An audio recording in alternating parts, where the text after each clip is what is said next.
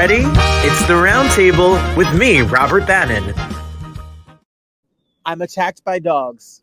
I have 3 dogs live in this house, and this is where we do interviews when these little dogs get sprayed by skunks at 5:30 in the morning, right? Yeah. So they've been to the dog groomer, and we are outside while they clean the smelly skunk house. Hi, everyone. Welcome to the Roundtable Talks. This is part 2 of the Roundtable Talks, the best theater in New York City.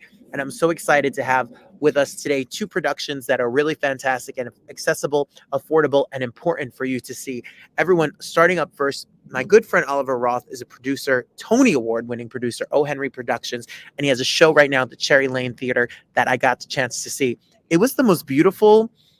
Questions were raised, feelings were felt, acting was done. And the star, Uly Schlesinger, and the director, Serio, were here with me earlier this week. You only have till the end of the month to catch it, and you need to check out The Beautiful Future. Take a peek at this. All right, everyone. I had the great pleasure of seeing a brand new show that absolutely moved me. It's one of the most beautiful pieces of work that I've ever seen. I heard about the show. I had to go check it out, and you need to check it out too. While I was watching it, I thought Uly, who I'm a fan of, and I will explain, has to be exhausted. So the fact that he is here in between 2 shows, we have the director, we have the star, Jack. Uly, welcome to the show. Thank you so much for having us. Hi, Robert. Hi, congratulations on a really beautiful piece of work. Thank you. Thank you so much. I have a lot of questions. Let's dive in.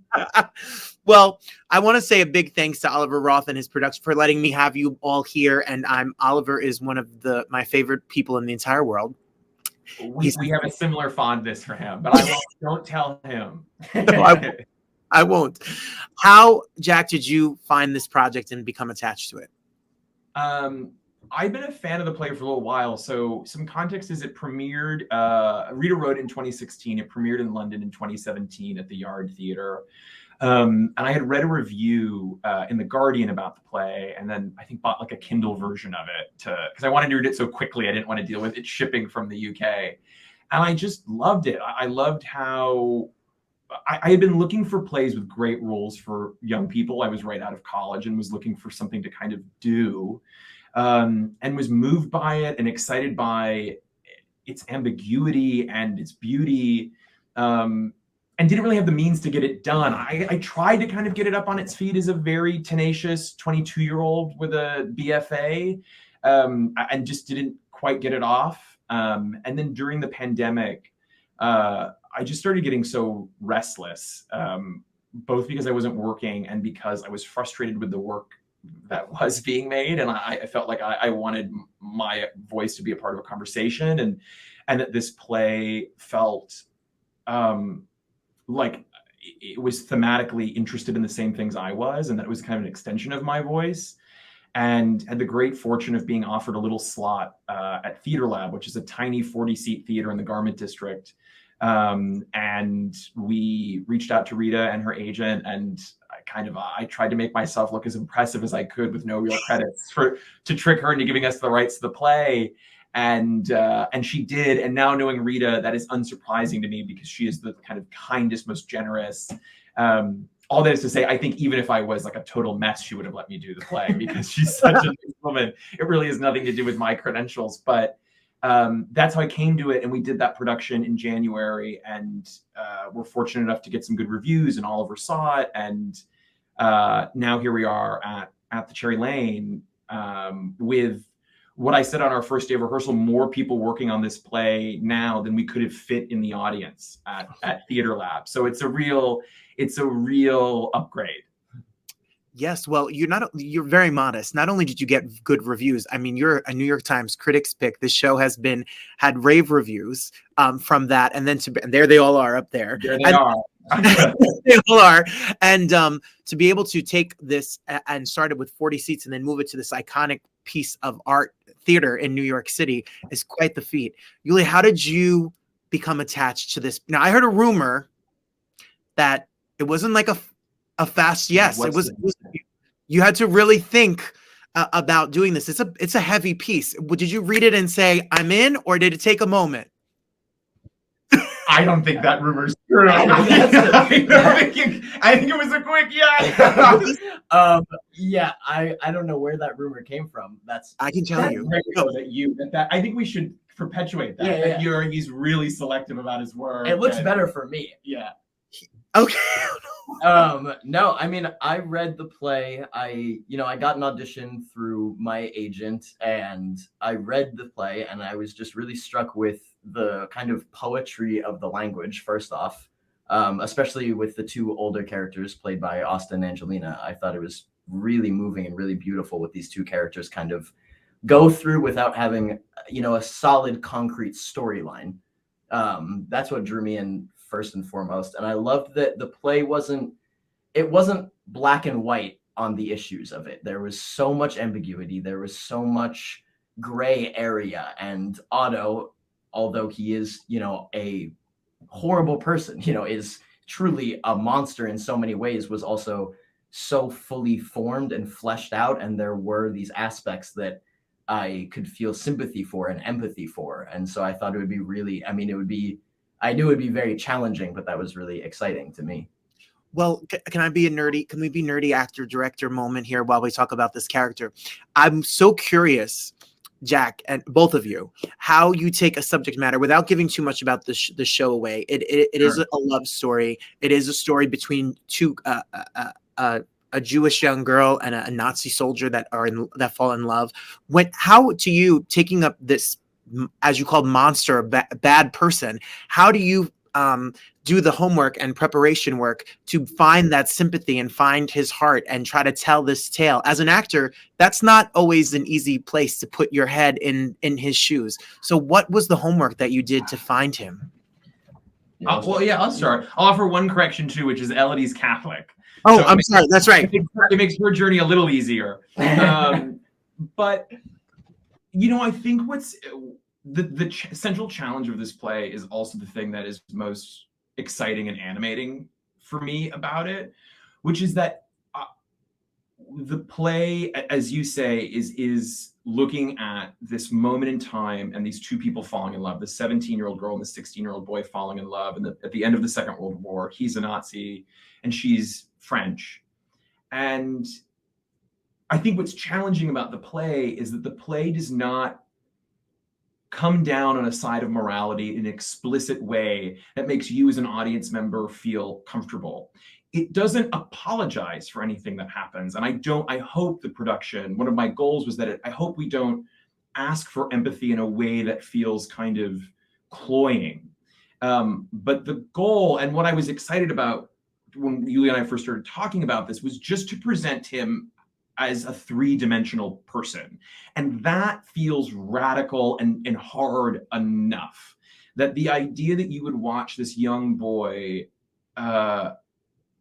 be young and playful and flirtatious and start to kind of fall in love with him, but then also have to reckon with the scope of the things that he's done, the people that he's killed and the ideas that he believes, that both of those things were true and that they were weighted the same, that he is as monstrous as he is kind of young.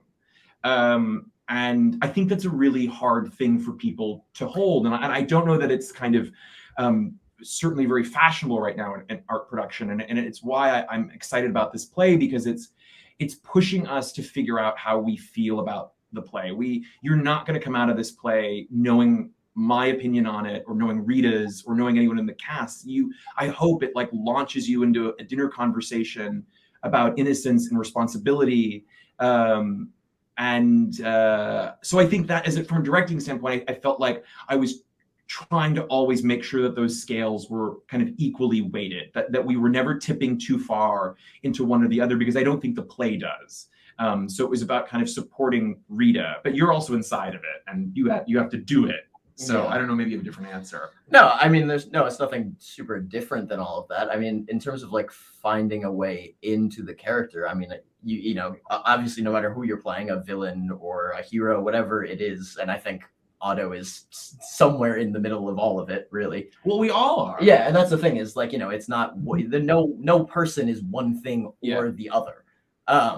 So for me, it was about, I can't justify Otto being a Nazi, but I can try and understand why he would be drawn to these kind of ideals. And the way that I always saw it, and I think me and Jack talked about this a lot, is that he is truly a kid who has felt like he never belonged anywhere. You know, girls don't really like him. He's always kind of felt left out and neglected, and his self-esteem is just at the bottom of where it could be. And he finds Hitler and he finds the Nazi party, and it gives him power. It gives him structure. It gives him, you know, people get him. So I think that was my main way into it, really. Well, you do a masterful job at really walking a tightrope walk that has many twists and turns emotionally. And as an audience member who did not know anything about the show, walking in and seeing it and seeing how it moved, and my feelings about your character and changed throughout the whole entire process of the show. And you love him, you hate him, you're mad, you're disappointed, you feel bad for him, and it's got to be an emotional roller coaster every time the four of you step on that stage, because you're all bringing a lot of emotional life to this play. There's a plethora of emotional life that you're going to see on stage when you get your tickets to go to thebeautifulfuture.com.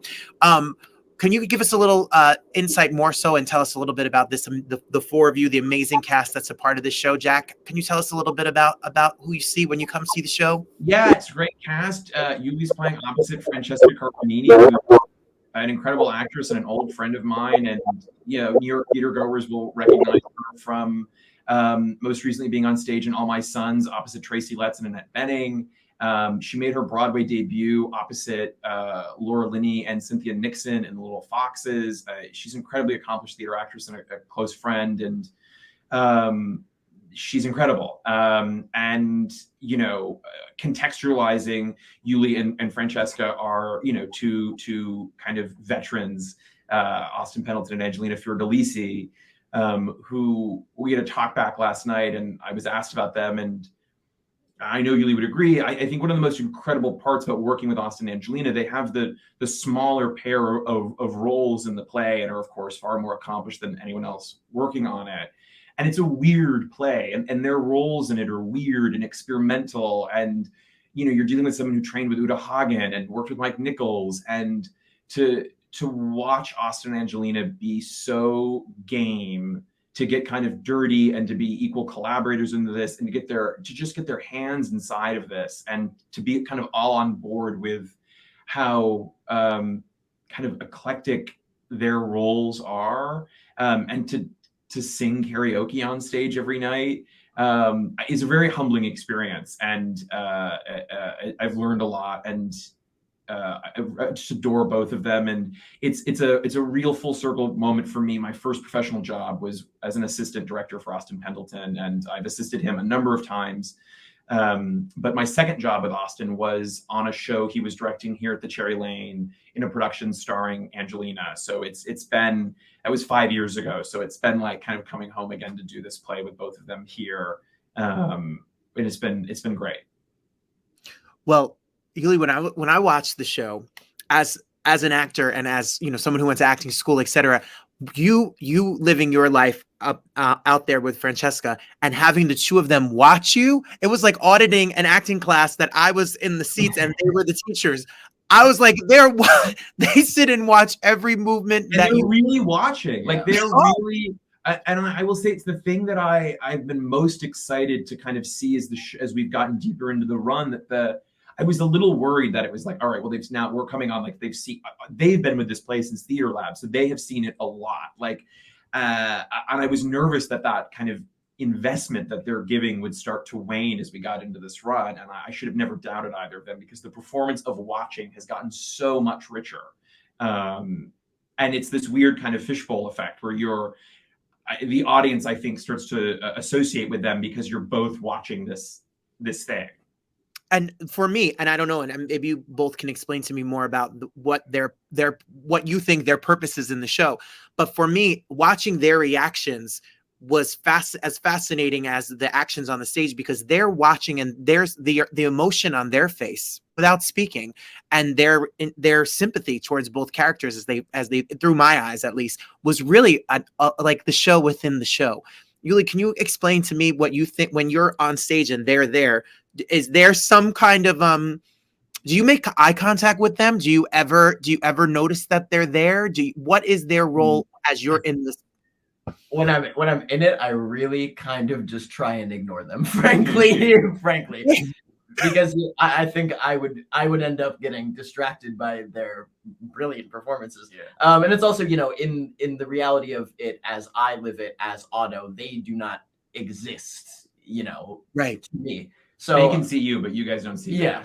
So I really just try and, like, when I'm up there, I'm just trying to focus on Francesca as much as possible and kind of just blank. Do you see them right when you enter? Yeah, I do. Yeah, that's like that is there is one moment right when I first come on stage where there is this like very slight moment where me and Austin and Angelina kind of all acknowledge each other for like a very brief moment, and then it's gone. Yeah. And then Well, we're off to pieces. and and to talk about the brilliance of your performance the night that I saw it, Uly, you and Francesca are in like such a dance on stage. The amount of trust and the amount of eye contact and connection that you have for that 90 minutes is really a magnificent master. I could never memorize that many lines. Oh my goodness. I'd be like, where are we in this show? Yeah. What is the blocking? I don't even know where we are. What has it been like, the process of rehearsing with her so that you guys can be in as sync as you were?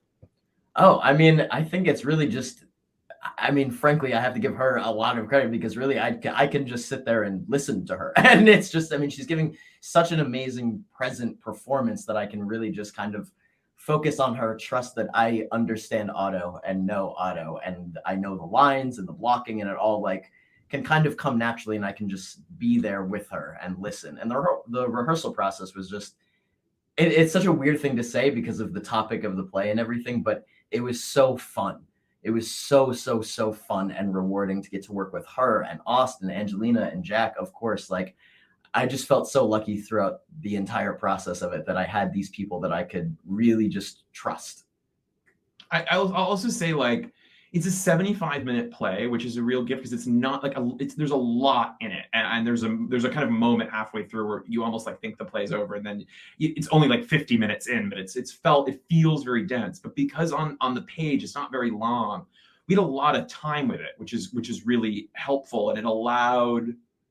I'll just echo, it was a lot of fun to rehearse because we had time to kind of breathe inside of it, and we got a lot of it was just Uly, Fran, and I because of the play. And when you're spending that much time with just those people, I think it kind of engenders trust in a different way, and that we could afford to kind of just come in and talk for 45 minutes and not feel like we were up against the clock, that we had to keep blocking it. And partially because I'd done this once before, I knew a little bit more about it, and there were these kind of guardrails that meant that this kind of rehearsal process could meander a little bit more in ways that I think were ultimately useful. Well, can you talk a little bit about that? My dogs are going crazy. So as you can see, this don't hear them. So professionally. Can you talk a little bit about the design team? It's so beautiful. It's gorgeous. How does the design of the play, the set, the lighting, the sound? Because everyone, I mean, I'm not giving it away, but it's music, it's acting, it's all of it. Can you give a bit about how did that all come together to give the full experience that you get to witness when you come see the show? I mean, first off, big props to the whole team of designers many of whom are collaborators I've worked with for years and went to school with, and they're all now close friends. But it helps that we have all made work together for a long time, and a point of pride I feel like on this production is it almost feels as though one person designed it, not six, and they collaborate with each other so well. Frank Oliva, who designs the set, is a close friend of mine and a designer I've worked with a lot. And we have a shared interest in like what excites us in the theater, which is theatrical design. You're never going to see, I think, Frank and I do a show with like a big painted sky backdrop and like a trellis. And it's just not the kind of literal representative design like that is not what excites me. It's design that kind of is interested in form and theatricality. And Frank and I talk a lot about kind of creating an environment for the play to happen inside of, as opposed to that design being a storytelling vehicle itself. And I think that's what you'll see when you come to the theater. It's a big carpeted pink box, and there's not much else, but it's a container for the play to exist and for us to watch kind of bodies in space and their relationships with each other. And most of the storytelling is happening there. But kind of so central to that is, work by Carrie and Ricky, our props and costume designer, respectively, that are grounding the play in some sort of period detail, and her underwear and her dress and the gun, like all these period details, I think give us just enough information to kind of set us in a place and time. But I hope the kind of music and the lighting and the projections, and in many ways it's a very, very designed show. But also in many ways it feels like just kind of two people talking on an empty stage for a lot of it. And that's like the confluence and the nexus of those things is the work I get really excited about, and I suppose trying to make. Well, it's definitely a roller coaster. It's a roller coaster ride. It's thrilling. It was one of the most, I went with a friend of mine who, again, knew nothing about it. He's an accountant. He is not an artist. He's not an actor. And at about 45 minutes in, he looked at me and he was like, I can't stop watching. I can't turn away, because you don't have any idea what's going to happen. You don't know where you're leading us. And there are twists and turns and moments where you're like, what is going on? But I want to know, and I'm here. So you have to get everyone, make sure you go to thebeautifulfuture.com. And Uly, I would be remiss to not talk about Nathan. I was obsessed with Generation Wild. You're right in the center of that poster. All right. I was obsessed with it while I was here. I'm in real life, when I'm not pretending to do this, I'm a 5th grade teacher, and I teach high school. And I was like, I know some of these kids. You brought so much life. It was such a complex character. It was really fun to watch the relationship between your sister and your friends and your mother on the show. So kudos to such brilliant work working on that. And then to do this, we need to put you in a National Lampoon's funny comedy now. We're gonna do Noises Off next. That's right. Tell us when we can only see it until when? October 23rd. Two more 23rd. weeks. Yeah. So come on down to the Cherry Lane. We've got 2 more weeks. Yeah, we'd love to have you. You have to check it out. I'm telling you, it's the most beautiful show that's running downtown in New York City right now. The look of it is beautiful. The work is beautiful. And I can't recommend it enough. And you both are doing such amazing work. Thank you for sharing your art and artistry with us. Thank you. Thanks for having us. My pleasure. How about that? It's a pretty beautiful show. You better check it out. You only have till the end of the month. Up next, I got to speak to Amy Quint. Amy Quint's in a production of As You Like It by an up-and-coming new writer named William Shakespeare. I think he has some legs. I think he may stick around for a while. There's a theater company called Frog and the Peach, which has been putting on Shakespeare for years.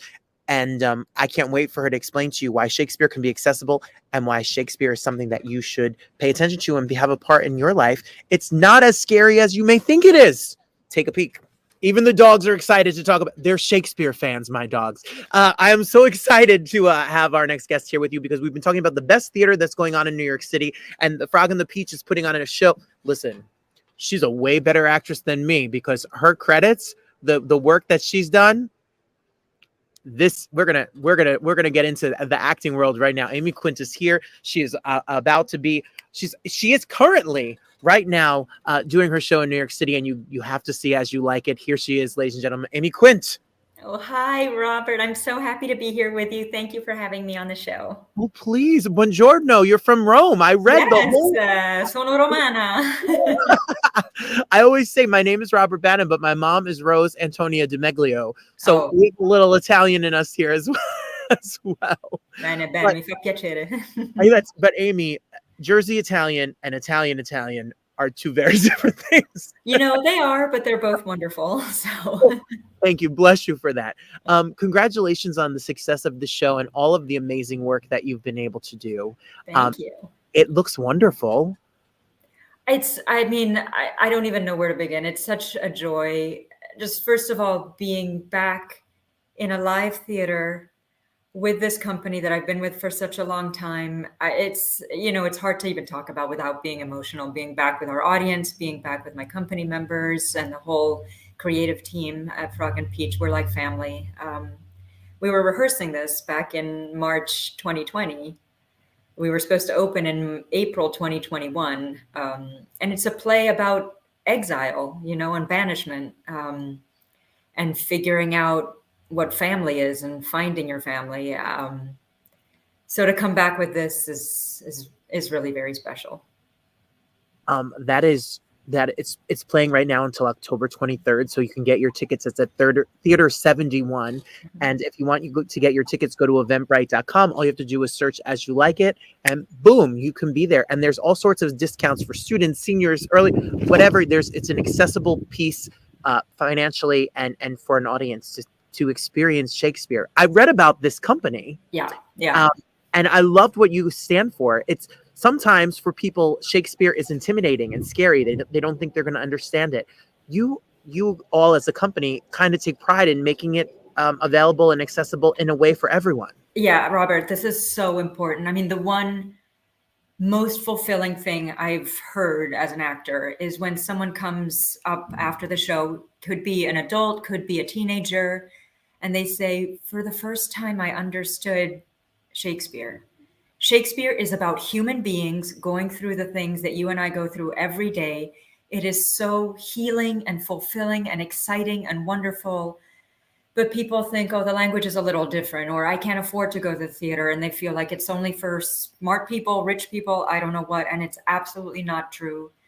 It is such a transporting experience. It is about normal, human, real, messy people. And that's what we are. And that's why we want to connect with everyone. Well, will you tell us what is As You Like It about? What's the crux of the story? As You Like It is one of those where a girl has to dress up like a boy for safety and go off into the forest. But yes, it's the story of, we're making it queens. It's dukes, but we're progressive. We like to make roles for women and tell women's stories. So we've made it queens. The new queen takes over from the old queen, banishes her into the forest, but the queen's daughter stays because her cousin loves her so much, and they grow up together. And then, the new queen takes umbrage and sends her off into banishment. But her cousin goes with her to support her, and they take off into the forest. But in the meantime, she's just fallen in love, but she has to separate from this new guy. But then he shows up in the forest, but by then she's dressed as a boy, So it's about all those things. It's about family. It's about connections. It's about, exile. It's about love. It's about testing love and figuring out, well, I'm not interested in just, love at first sight. This is how people really are. This is me at my worst. And will you still love me when I'm at my worst? She puts him through the paces. That's not an intriguing question. Will you still love me? That is a fascinating. How modern is that? That's not like fuddy-duddy Shakespeare, right? No, that's timeless. Truly a timeless question. And love, no matter what era or language or where we are, is universal for all of us, for sure. So you're an actor. You do voiceover. You take photos. You're an artist. You are just an artist at heart. How did you find your way? I mean, you have done, Taming of the Shrew, Midsummer Night's Dream, Much Ado About Nothing. You have done some of the most classic Shakespeare pieces. How did you find yourself as an actress of these classical, timeless pieces? How did this artistic journey lead you to this in particular? I mean, Frog and Peach has been a home for me, an artistic home. I love the work that we do. I've had a chance, to play some of these roles are just such a joy and so meaningful. And I'm so lucky. I find myself feeling so lucky, especially with Rosalind, the protagonist of As You Like It. This is, well, for starters, it's a part that's usually played by 25-year-olds or something, which I am not. I thought my chance had passed. But she's so smart and so interested in people and what makes them think and how relationships work. So in a way, having perspective that I have, at this point in my life makes it even more meaningful to play this role and to be able to spend some time in her shoes. She's so wonderful. I mean, some of them are, a stretch, and that's exciting too. But this girl, she is close to my heart for sure. It's a joy. Well, my question to you now is: you went to NYU. Mm-hmm. You studied acting for these years. when you are I went to an acting conservatory as well. When you're in acting school, but see, I'm the opposite as you. When we got to the classical pieces, I was like, oh no, please, please save me. Because it's such a skill and a nuance, but a lot of people want to do it and are afraid. What is the foundation? When you get a script, let me get a question out. One good solid question before I ramble, because I have so many questions about it. When you get a script for this, what is your process of finding this character and breeding through the language? Do you mark up the script? Do you find actions and beats, and do you daydream about the character? How do you find this character, especially with the language and the time period that it's told? Well, I think it could be interesting for people to know. It's not necessarily my background. I went to a place called Stella Adler that does do a lot of classical work. But Frog and Peach Theater Company was founded by 2 members of the Actors Studio. Very like method, So in our rehearsals for these particular projects, we start by sitting around a table and we talk. We talk about what does this experience mean? What is, why am I saying this? It's the same exact process you would go through for any contemporary play. We need to understand why we're saying what we're saying. And if you know what you're saying and why you're saying it, the language, thou instead of you, sure. But if you know what you're saying, you will come. If you have that need to communicate and you know what you're feeling, that will come through. That said, yes, there's all kinds of work on voice work and the iambic pentameter and all of that stuff is important. And, the director is also there for some people who maybe don't have that in their background so much. But apart from that, the genius of Shakespeare is that he wrote when there were no directors. The direction is in the text. If you breathe, it's like music.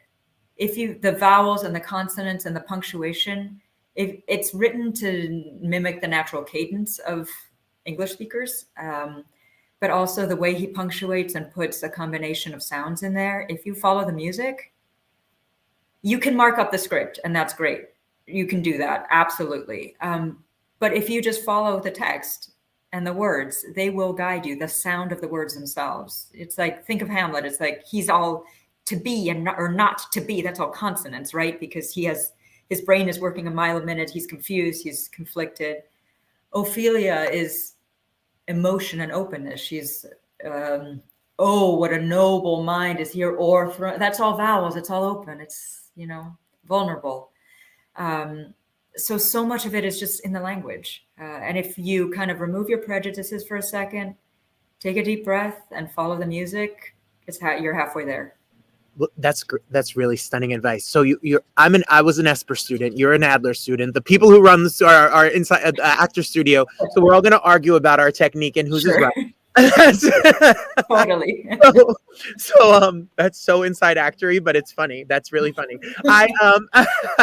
All right. So when you're a student of this and when you were learning how to do this, do you have any tricks of the trade? For a lot of students watch the show. I'm a school teacher in real life, and they're all performing arts students. A lot of the times we let our fears and anxieties get ahead of us, especially when we're playing big roles, iconic roles. So let's go to the bare bones, if you don't mind. What do you do to memorize this language? What is your take? What is your routine to be able to not worry about the text anymore and just live in the action and the behavior? I mean, this is going to sound dumb, but it's something a teacher used to say all the time. Know your words. Like, you got to just get that part out early. Like, I sit there and I'm lucky. I have a fairly easy time memorizing, and Shakespeare in a way is easier because of the musicality to me. It's like, it's easy to remember words to a song, right? Because of the pattern. Sure. But no, I start early. I just sit there and I memorize it, because I find my work can only really start once I'm confident with the language. I have my words. It's just words. And again, know what you're saying. It'll help you remember the words too. Yes. But so it's, I just start early. I try to be totally off book at least a month before any, if you can. And of course, like, then you get on your feet and it all goes out the window. But start early, know your words, and these are people, so it is intimidating. But again, the company you're with, I have nothing but trust with the people I work with. I've worked with them for a long time. My scene partners, I mean, Linnea, our director, I've worked with for so long. I trust her. If she's going to give me something, I'm going to try it. I may argue with her later, but I'm going to try it out. Kyle, who plays Orlando, is doing just a fantastic job. And, I've known him for years. We're able to just, I trust him. I trust my scene partners, Vivian Landau, I've love as family, Alyssa, everybody, that makes the world of difference. If I were doing this with a whole new company, I'm sure it would be a million times more terrifying. Well, that's beautiful. And I hear you speak so highly of them as a group and organization. Can you tell us a little bit about the foundation and how this group came to be? It's been around for a long time, since I forget what it is, 1997 or something, at least 20 plus years. I've been working with the group for not that long, but several years, many years now. There's a core group of members. And again, I think that speaks to the company. People come back and back, Eric Doss, Jonathan Reed Wexler, they're amazing, wonderful. And then, but we still, we want to grow as a company. So every time we do a production, some new people come in, and then some people find their home there, and bring new things, which is fantastic. We have so many new people this year too, who just jumped in, music captain, dance captain, fight call, it's like they're just so giving with their time. But like I said, we'll sit around a table, or this year it was on Zoom, and we'll just be together and talk things through. Improv, you get to know each other, you get to kind of be messy together. And you just build that trust. I think it's huge, Yes, absolutely. Theater is, to me, the safe, people say, oh, it's so scary, it's so intimidating. And it is, but in a way, it's the safest place in the world. You get to be vulnerable and experience things with backup, because the play is your backup. The script is your backup. Your scene partners are your backup. It's a safety net. So it's a way to be very raw and do scary things in a very safe environment. That's a beautiful way to put it. That's so beautiful. Well, you have a daughter, you have your cats, you have your husband, you have your whole house. How do you balance the rehearsals and the shows and the work with your personal life? Like, how do you wear all those hats on a daily basis? Well, Frog and Peach, has been amazing. They know that people need to kind of be doing other things too. I have a job that I do from home, like a survival job I do from home too. So, we just work overtime to try and be flexible with everyone and be there as much as we can. My husband had to pull some extra duty this time around, but he's an artist too. So then, he was just at the Oregon Shakespeare Festival for a week when we were opening, and his sister had to fly out. You have to not be shy about calling in some favors. But my daughter loves it. She's been twice to see the show. She wants to come every Sunday. So I'm happy to involve her now too. That's beautiful. That's so nice to see and experience the art. If there's a will, there's a way. That's truly the way it is. Okay, it takes a village. It takes a village. So you're playing until the 23rd. And what I loved so much about reading about the show and reading the press release and all of it is that, like I said, a lot of people feel like art and theater in New York is unattainable. It's too expensive. People can't come. You guys are doing this in a way that people can afford to come and get their tickets, and you're giving everyone a chance. So what is your schedule? When can we see the show? Tell us a little bit about when you're... Absolutely, yeah. Well, the only thing I'll add, Robert, and you mentioned you're a school teacher. Anyone who wants to see this show, we will find a way. We have people from shelters coming in. We have people from, mental health facilities. We want to make this accessible to people who don't get a chance to be part of the cultural conversation. So if you have a group, a school group, you don't think you can afford the tickets, give us a call. We will work it out. We will figure it out. So first of all, we'll find a way. It runs Thursday through Sundays through October 23rd with a special Wednesday performance on, I want to say it's October 19th, the last week. 7:30 on Thursday, Friday, Saturdays, and then at 3 p.m. on a Sunday. Theater 71, 71st, right off of Broadway. We'll be there. Right off of Broadway. You can get your tickets. You can go to eventbrite.com, and then you can go on their Facebook page and Instagram page to continue to see what's up next for the season and what other events are going to be happening, because it's just a great way to be able to experience art, and it's classic art. And no shade to the other institutions out there, but we've all seen the movie adaptations of shows on Broadway, and we've all seen the recycled. Come see the classic work and real artists doing their work. I give you so much credit because it's such a labor of love, I can tell from you, and I know that it is it's a skill and and it takes it's a lot of you dedicate a lot of time and effort and your life to be able to do this well, and you all are doing such a beautiful job. Congratulations on this. Thank you. It's a joy to be back on the stage. Yes. How did you survive? Before I let you go, what did you do to keep your creative outlet going during the pandemic? Well, my daughter enjoys a lot of stuffed animal improv. Yes. But we also actually would check out YouTube Frog and Peach channel, because there's Tinkerbell Theater. It's like it's like wacky, progressive, awesome fairy tale Zoom. And we have like over 1 million views. It's nuts. It kind of exploded over the pandemic. So we were doing a lot of Zoom Tinkerbell Theater, but it's really fun. So check that out. Absolutely. Well, thank you for inspiring. Now you're going to make me feel like I have to learn I shouldn't be afraid to do it. Don't be afraid. It'll love you back. I promise. I'm so scared. I'm so nervous. No, The next Frog and Peach show. all right. Okay. Yeah. I'm gonna send you a message after this. Totally. But when I show up and I mess up all my words and I don't know what I'm doing, I'm just gonna be like, Amy, save me. I'm gonna have to come to Brooklyn. You're gonna have to tutor me. Oh, it's all good. You'd be great, I'm sure.